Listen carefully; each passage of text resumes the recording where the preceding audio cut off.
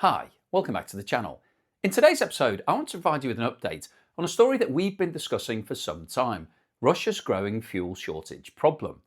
As we previously discussed, the Ukrainian drone attacks on Russian refineries, the export restrictions introduced by the Kremlin, and the fuel rationing measures that have started appearing in various parts of the country are causing big problems for the people in Russia.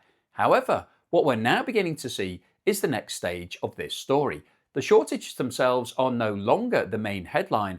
The bigger issue is that those shortages are now creating problems elsewhere in the economy. And that matters because economic damage rarely arrives just in one place. It spreads gradually. One sector experiences difficulties. Those difficulties then create problems for other sectors. Businesses lose customers, revenue falls, investment slows, tax receipts decline, and confidence weakens. And before long, what started as a supply issue becomes a much broader economic challenge. The clearest example of this in Russia today is in Crimea. Now, before we get into the details of that, could I just ask anybody that hasn't subscribed yet to please hit that subscribe button? It really helps me with the algorithm and also puts a smile on my face. Now, as I've just alluded to, there are major problems appearing in Crimea right now. Crimea has become one of Russia's most important domestic tourist destinations. Since the annexation in 2014, the Russian government has invested heavily in the region and promoted it as a holiday destination for Russian citizens. Millions of visitors travel there every single year.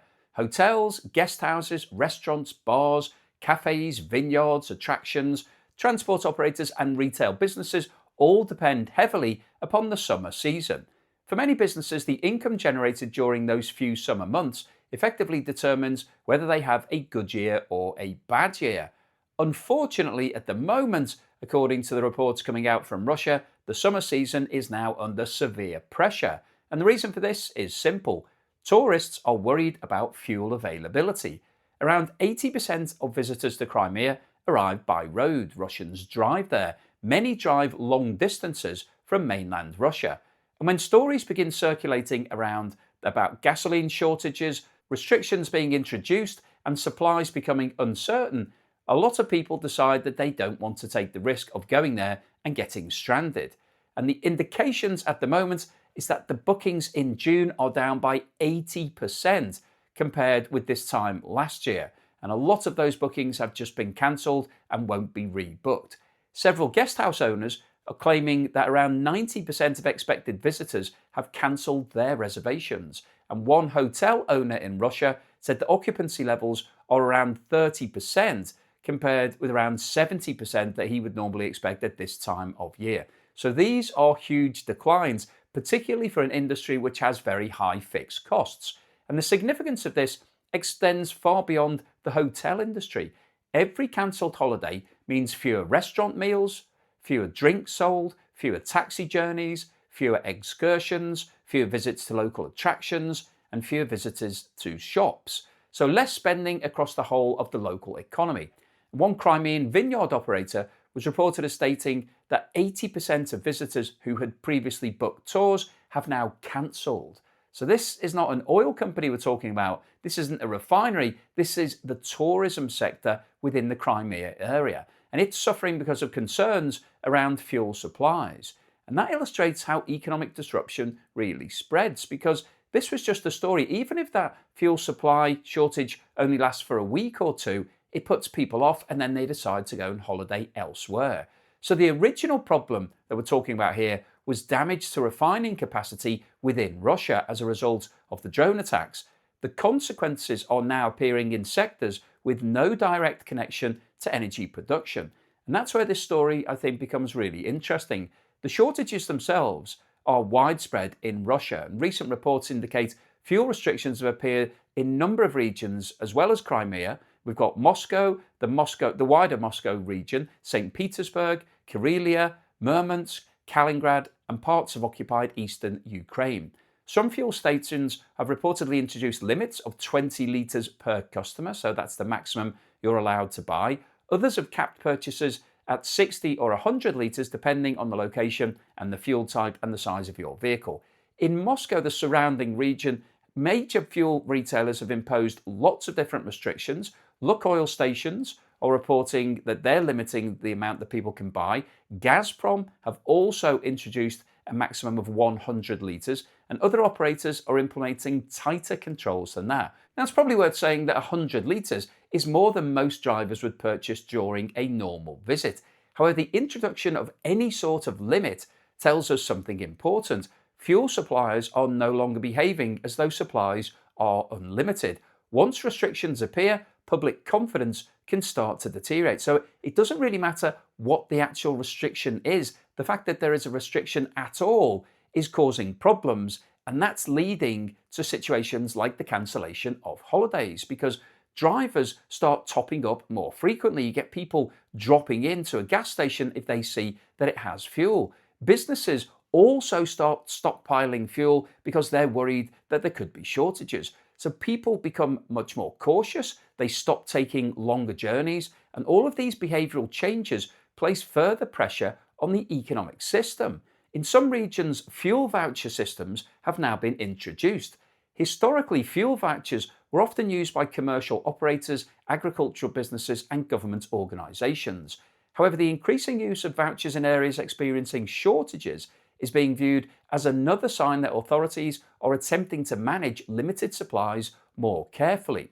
The situation became particularly serious in Crimea, where the largest fuel retailer suspended the distribution of fuel vouchers as shortages intensified. So you bring in a system whereby people get vouchers, but then because that system is under pressure, the vouchers then get withdrawn. And that decision to withdraw the vouchers added to public concern because many businesses rely upon those arrangements to manage operating costs and fuel availability.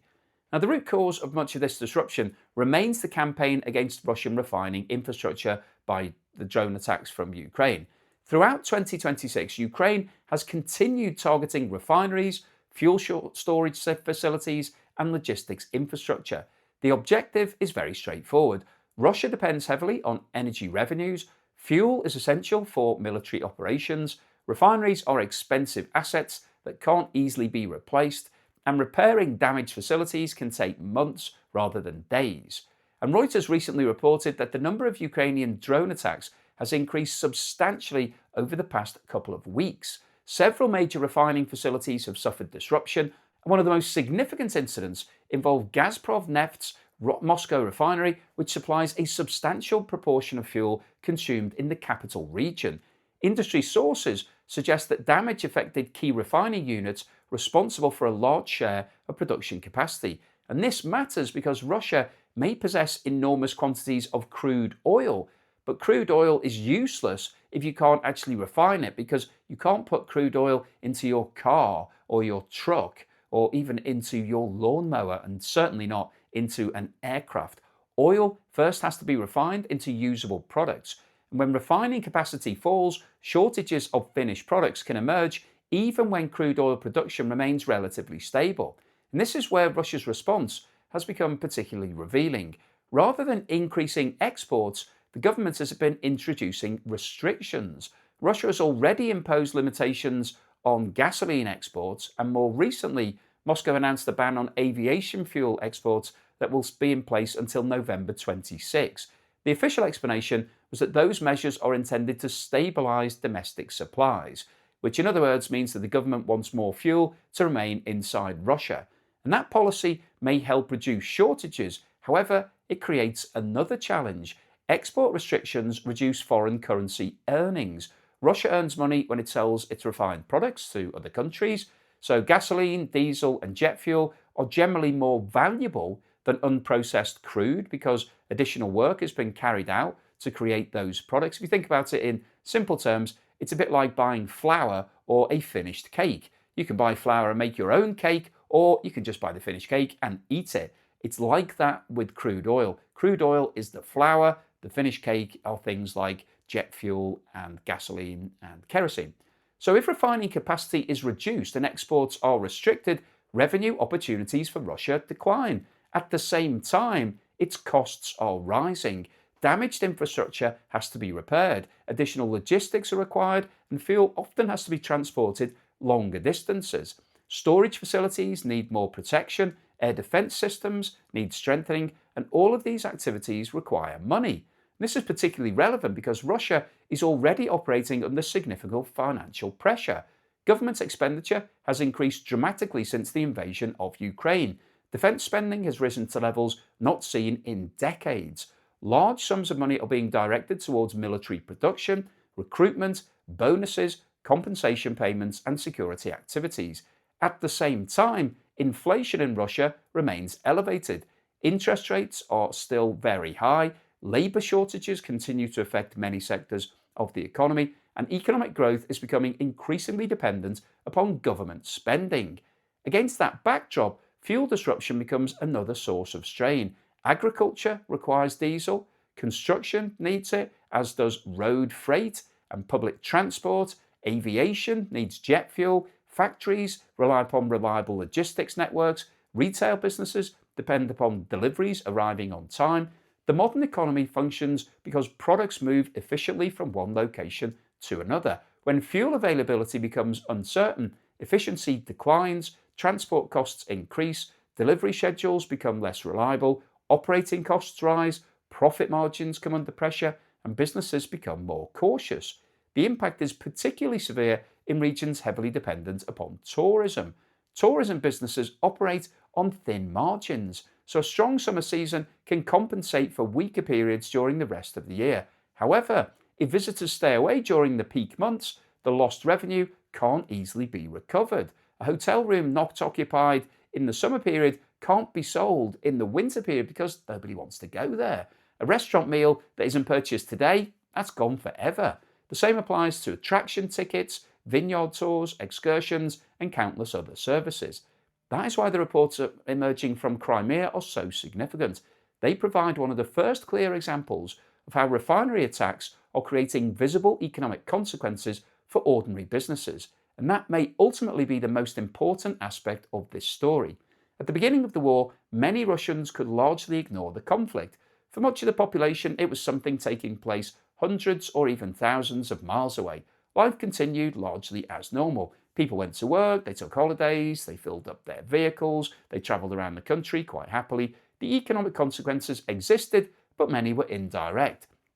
Today, some of those consequences are becoming much more visible. Fuel rationing is now commonplace, export bans are in place, holidays are being cancelled, there are queues at gas stations where they have gas, businesses are reporting sharp declines in bookings, and when people begin experiencing these sort of problems directly, public perception can start to change. So that doesn't mean that the government loses support overnight or that the economy collapses, but it does mean that the costs of the war become harder to ignore. And that's really the broader significance of what's happening. This is no longer simply a story about refinery attacks. It's a story about how those attacks are feeding through into the wider economy. It's a story about tourism revenues, about small businesses, about regional economies, about confidence. And perhaps more importantly, it's a story about how a conflict that once seemed distant is increasingly influencing everyday life inside Russia itself. The Kremlin will undoubtedly continue trying to manage these challenges. More restrictions may be introduced, additional exports could be curtailed, fuel may be redirected between regions, financial support may be provided to certain sectors, but none of those measures eliminate the underlying problem. As long as refining infrastructure remains vulnerable, disruption remains possible. As long as disruption remains possible, businesses face uncertainty, and uncertainty is rarely good news for economic growth. So whilst Russia remains one of the world's largest energy producers, the events of the past few weeks demonstrate that possessing vast natural resources doesn't automatically guarantee smooth domestic supply. Refineries are really important, logistics matter, and therefore that leads into confidence, and when pressure emerges across all of these areas simultaneously, the consequences can extend far beyond the energy sector itself. So hopefully you found today's video useful, informative, and most importantly, thought-provoking. If you've liked what I've said, then please give me a thumbs up. Please subscribe to the channel if you haven't done so already. Thank you so much to everybody that's supporting me. If you've bought me a coffee or sent me a YouTube super thanks or signed up as a patron or a member, thank you for that support. Really helps keep me focused and making as many videos as I can.